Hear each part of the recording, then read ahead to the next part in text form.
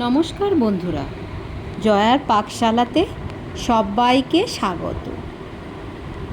আজকে বরিশালে ইলিশ করে দেখাবো। ইলিশের তো বিভিন্ন রকম প্রিপারেশান খেয়েছেন, এই রকম বরিশালে ইলিশ এর টেস্ট অপূর্ব। রেসিপিটি পুরো দেখার অনুরোধ রইল। আসুন দেখে নেওয়া যাক কিভাবে আর কি দিয়ে করছি। এর জন্য আমি 4 পিস ইলিশ মাছ নিয়েছি। ইলিশ মাছটা খুব ভালো করে ধুয়ে জল ঝরিয়ে রেখেছি। এর মধ্যে হলুদ আর নুন দিয়ে দিচ্ছি।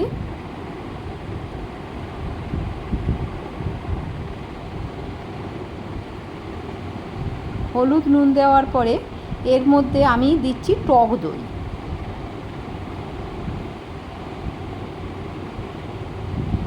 টক দইটা দেওয়া হয়ে গেছে। এবারে দিচ্ছি কাঁচা লঙ্কা বাটা,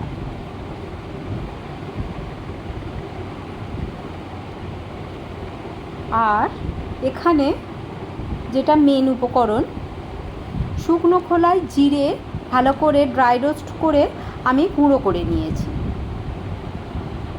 এর টেস্ট, এই জিরের গুঁড়োটা দারুণ, মানে অপূর্ব আনে, টেস্ট অনেক গুণ বাড়িয়ে দেয়। খুব ভালো করে এটা মাখিয়ে নিচ্ছি।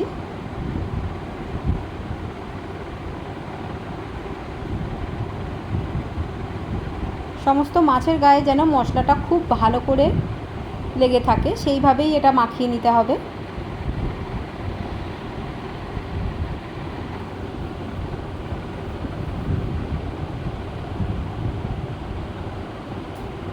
খুব ভালো করে এটা মাখিয়ে এইভাবে নিয়ে নিয়েছি।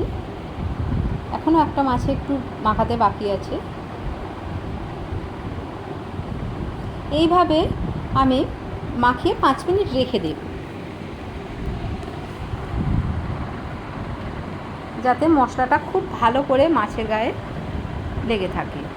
একটা ফ্রাইং প্যান নিয়ে নিয়েছি, এর মধ্যে সর্ষের তেল দিয়ে দিলাম। ভাজার জন্য পরিমাণ মতন সর্ষের তেল দিলাম। এটা অবশ্যই সর্ষের তেল দিয়ে করতে হবে। ইলিশ মাছ সর্ষের তেল ছাড়া ভালো লাগে না। তেলটা খুব ভালো করে গরম করে নিয়ে নিচ্ছি।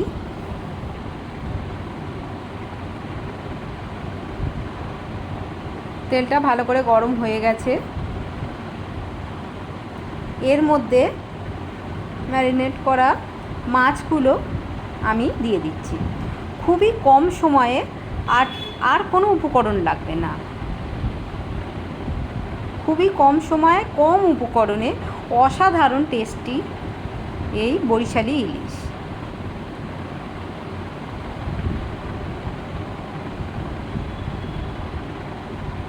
একদম লো ফ্লেমে এটা এক পিঠ জাস্ট একটুখানি ভেজে নেব।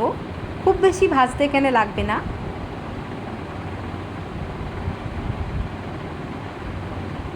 ফ্লেমটা এখানে কিন্তু একদম মিডিয়াম টু লো ফ্লেমে রাখতে হবে।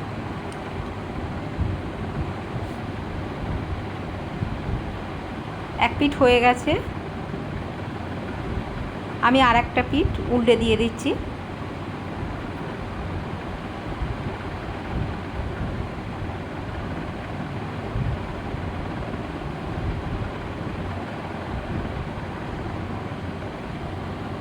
দেখুন, একটা পিঠ লাল লাল হয়ে গেছে, আর এক পিঠ জাস্ট একটু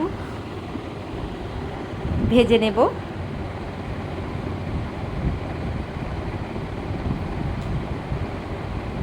গরম ভাতের সঙ্গে এটা অসাধারণ খেতে লাগে। আর এক পিঠ ভাজা হয়ে গেছে। আমি এবারে নারকেলের দুধ রেখেছিলাম হাফ বাটি, সেইটা দিয়ে দিলাম। আর বাটিটা ধুয়ে আরও হাফ বাটির একটু কম জল দিয়ে দিলাম। বরিশালি ইলিশ মানে বাঙালির রান্না, পূর্ব বাংলার রান্না। পূর্ব বাংলায় নারকেল বিভিন্নভাবে অবশ্যই নারকেল লাগে, নারকেল সে কুড়ে হোক বা নারকেলের দুধ হোক। এটা ঢাকা দিয়ে দিলাম লো ফ্লেমে আমি মিনিট 2, যাতে মাছটা ভালো করে সিদ্ধ হয়। ইলিশ মাছ খুব নরম মাছ, খুবই তাড়াতাড়ি সিদ্ধ হয়ে যায়। ঢাকনাটা খুলে নিয়েছি। আমি সামান্য একটু নুন দিয়ে দিলাম। আমি আগেও মাছে নুন দিয়েছি গ্রেভিতে, সামান্য বুঝে আপনারা যেমন লবণটা খাবেন সেই অনুপাতে দেবেন। আর চিনি দিয়ে দিচ্ছি 1 চামচ। যে টক দই ব্যবহার করেছি তাই জন্য চিনিটা দিলে খুব সুন্দর একটা ব্যালেন্স হয়ে যায়, টক মিষ্টির সুন্দর একটা ব্যালেন্স আসে। মাছগুলো আমি উল্টে দিয়ে দিচ্ছি।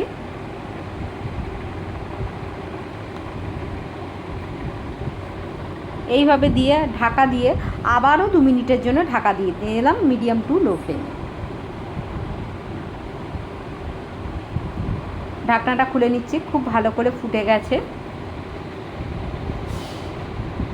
এইভাবে আমি আরও 1-1.5 মিনিট রান্না করে নেব। গ্রেভিটা আরেকটু কমিয়ে নেব।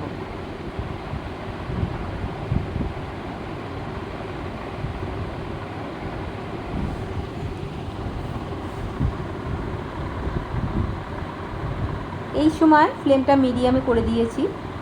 দেখুন এটা হয়ে গেছে। এটা দেখতে যেমন সুন্দর, খেতে তারও থেকে অনেক বেশি সুন্দর।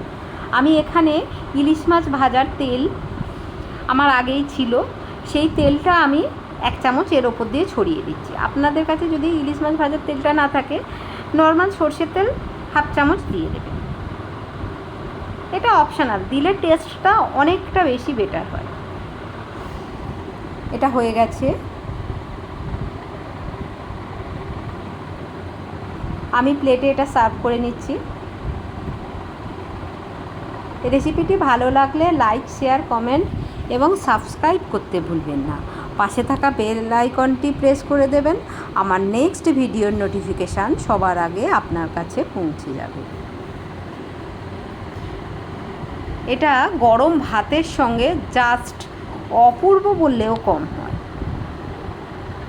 আর কোনো কিছুই লাগবে না এই রকম যদি বরিশালি ইলিশ থাকে। দেখতে তো খুবই সুন্দর লাগছে, আর খেতে তো কেমন লাগলো অবশ্যই কমেন্ট বক্সে জানাবেন।